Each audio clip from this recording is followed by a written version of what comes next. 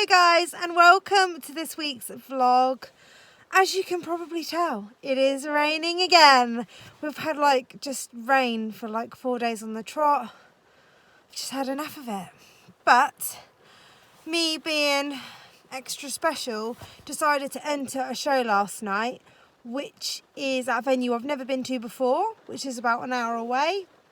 It is Working Hunter, whoop whoop, which we haven't actually done since Equifest, ? We haven't actually done any Working Hunter competitions since Equifest. So this will be the first one of the season, and my brain was just kind of thinking it might be nice to just do a low level, no pressure Working Hunter competition before qualifiers start. And I've actually entered the 70 and the 80. I'm sorry. I know I shouldn't be doing the 70. I don't need to be doing the 70, but I'm going somewhere where they've got a course and it was relatively not expensive to enter. So I thought I'd do two so I could get two sort of rounds out of them. And I didn't want to do the 90 because meow meow. He could do the 90, I feel, but it's the in-between when we get all messy and then I ride him at it and then it all turns to poo. So just the 70 and the 80, but I'm just going to use the 70 as warm-up round and the 80 is we mean business now. So I'm going to bath him. The show's actually tomorrow, really, really early. It starts at 8:30 a.m. So I'm going to bath them in the rain so you can come and join me for that fun, which is not going to be the best experience. And I'm going to have to use the kettle to get the water nice and warm to bath them. So yeah, come bath them with me. Okay, so I'm just packing the lorry so it's all done, ready for the morning, because I do not want to be rushing. There is nothing worse than that feeling that you're going to miss your class and then getting there and having no time to warm up. So behind me is the wardrobe. I have got in there my tweed jacket, shirt and tie, body protector. Oh, I forgot my riding hat. That would be a bad start. I'll go get that in a minute. Yeah, body protector and tweed jacket, shirt and tie and jodhpurs. At this show, the rules state that everybody has to wear a Working Hunter, a body protector for the Working Hunter classes, which is fine. I mean, safety comes first, and if that's what they feel we need to wear, that's completely fine. So I've got that. I've brought two saddles because I'm undecided. Basically, Will's everyday jump saddle, the one I always use, isn't fitting very well and is slipping back. I've got the saddle fitter coming in 3 weeks, something like that, and I'm just not really happy with it, but it's the only thing I've got with a knee roll. Above is my Black Country Show saddle, which I love and I have jumped in before, but I haven't ridden in it in a long time, and I'm kind of thinking I'm going to try it on him and hope that it's slightly better. But I brought them both with a variety of girths and two different numbers so I can kind of choose. Not as prepared as I'd like, but I either jump in this one, which I know I can jump in, but we look quite messy and it slips back, so I have to be very careful about making sure my girth is tight enough and making sure I sort of get off to correct it if it slips. And then yeah, this one, which has always fitted really, really well, but it has zero knee roll, so could potentially put me in the danger zone. I've done a big fresh hay net for him in the Shire's hay bag. I use the hay bag because you get so much mess all over the leather seats and then it's just more mess to clean up. And then I've just got his travel stuff down here, the little hock boots so he doesn't poo all over his back legs in the lorry, his tail guard and his Thermotex. So I've just got my riding hat. Oh, riding boots. Oh, nearly forgot that as well. Just got my riding hat and my riding boots to put in here. I'm just going to do a double check and maybe put some brushes, and I've just filled up his water. What else is there? Maybe a few products I'll just put in here as well. So it's all done, and then I'm going to get him in and get ready to look at the damage because it's rained all day, there's loads of mud and I've no idea how I'm going to get him clean. And I'm kind of also going to cheat, I think, and not do his middle because he's rugged all the time anyway, and I don't have any hot water. It's just a case of boiling the kettle, which I'll literally be here all day and all night if I do it that way. So I'll figure something out. Anyway, let's load the rest of this up and then we'll think about ponies. Both boys are in and super soggy. They're going to be staying in tonight just because it's easier for me to keep Will clean whilst he's not outside in the mud. And you're just going to have to deal with it, I'm afraid. Yeah. Already, like, why am I in here? You don't mind, do you? So I'm just going to prepare a bit of a bathing station and get him out, and then we're going to give him a good groom before we think about bathing. Hey, so Will's just outside with a hay net, and I've just picked his feet out, and his legs are very wet and muddy, and his neck is muddy, and his mane is muddy, and his tail is muddy, but I can get away with not doing like his body. He is fully clipped, and it's like 5-6 degrees, so I don't really want to be giving him a freezing cold bath because that's just not fair. And we don't have a hot horse shower, we don't have a solarium. So it's just a case of the good old kettle. For me, having hot, warm, you know, like tepid, like shower temperature water is the most crucial element of getting a white horse clean, as warm water, cold water just doesn't cut it. It's a little bit like when you're washing up your plates and stuff. If you use cold water, it just does a rubbish job. So yeah, it's got to be like shower temperature. So I'm just going to be doing a few kettle runs to get some warm water ready for his bath. So you can see where he's dirty, his mane, his neck. This is a comparison to his body, which is obviously a bit cleaner. So I'm just going to pull the rug back. I've got my warm water ready, and I've also got some shampoo, which I buy in bulk because I go through so much. And this is the Wool Horse Diamond White shampoo. That one is just the one I like the best. It smells good. I can buy it in huge bottles, and I just like working with it. So I've got my warm water and my sponge. I've got the kettle on for some more. And I'm going to tackle that neck and mane first.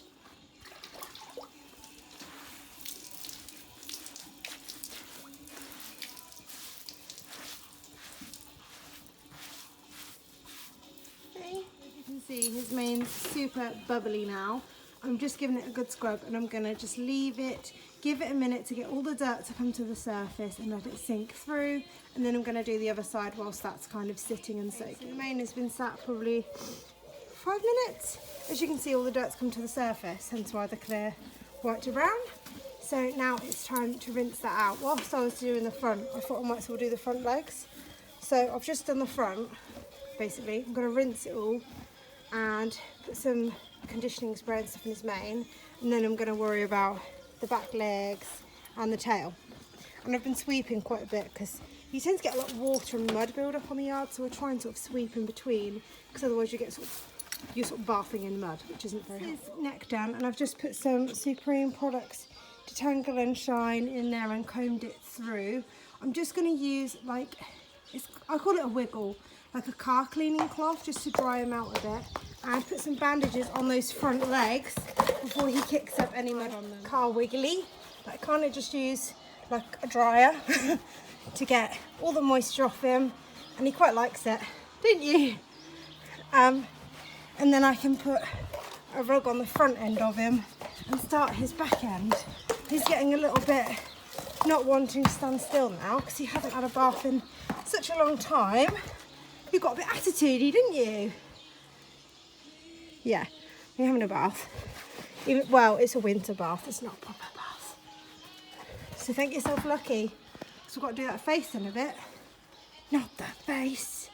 I know you hate having your face. Made herself a little nest in the hay. Hey, Pony's going to come in there soon. This is his neck, his legs done.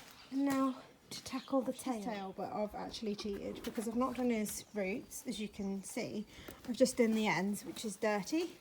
So I've given him a good wash and put some conditioning spray in and some glistening oil, and then just plaited it all up into this big Platty Plat bundle to hopefully keep it sort of crinkly and clean. Because he's a mountain and moorland pony, they can get away with a bit of crinkle, but obviously Finley would not get away with the crinkly tail in his section. And I've just done his face, but the only thing he wouldn't let me do is those grubby little ears, which there's not a lot I can do about it because he just freaks out. So we're not going to worry about them too much. He's going to have like half an hour in this slot, and then I'm going to take it all off and put his pyjamas on for the night. So this is all going to be like wet and soaking up the wet and the yuck, especially the bandages, and then he'll have a clean rug on overnight.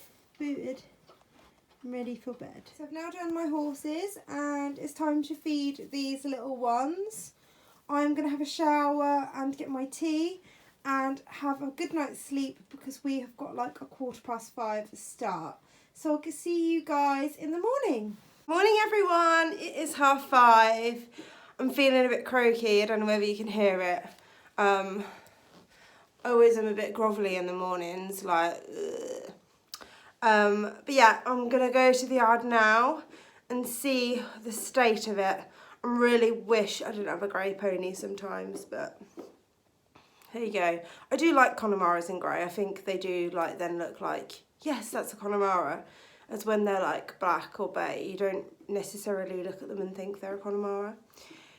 But, oh, greys. Oh, just means probably going to go down there and find loads of more poo stains and have loads of poo to scrub off. But yeah, I'm just going to grab my keys and off we go to the yard. Always breakfast. And as you can see, there's a lot of flat poos in here, and you can kind of see where I think he's been laying on his poo. So I think we're probably going to have some nasty poo stains under there. But I haven't had a look yet to have a look at the damage. There's a little bit on his foot there, but that's not too bad. Back legs look good.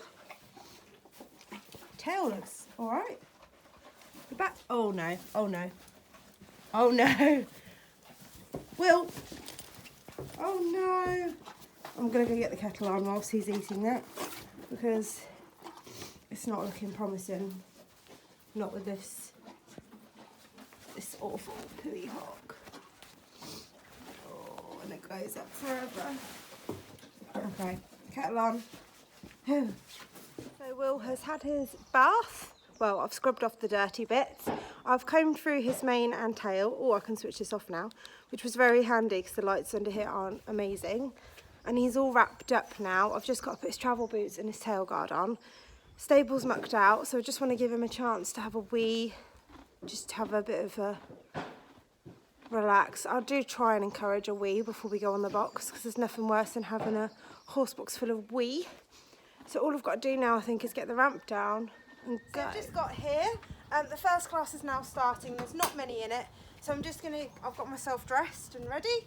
He's ready, and I'm going to get myself on, have a quick warm up, sort of get to know the course a bit better because I've just briefly looked at it. And yeah, just a quick warm up, and yeah, but we got to the venue okay. It's all indoors. The arena looks not very scary, so that's a bonus. And there's a little outdoor to warm up in, so we're going to go there now. Right, you know, Alan and Page and Omega oil, and I've put him on B12 as well just now. So whether that makes any difference, I don't know. But I can't have anything too fattening. So this one can have it though. Yeah.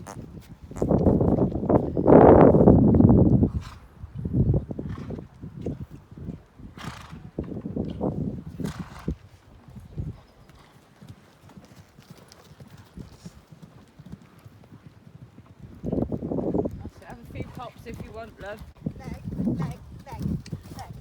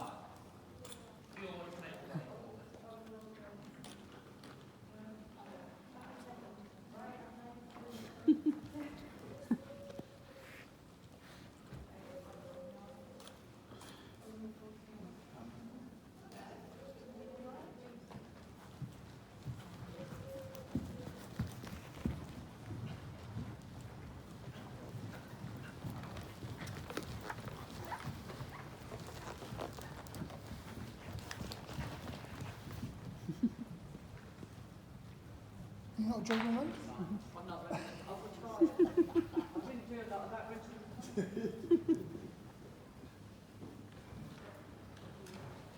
So we've just jumped in the 70 and the 80 centimetre, like any breed, any type class, and Will jumped 2 cracking clear rounds, which I am thrilled with. New venue he's never been to, he's never seen those jumps before, and he's just taken it all in his stride. He was a little bit lucky, the round could have been neater, but the main thing is we jumped clear. He did a lovely extension to finish, and I think there was 5 or 6 in each class, so I am absolutely so happy with him. He's been such a good boy and he's not put a foot out of place.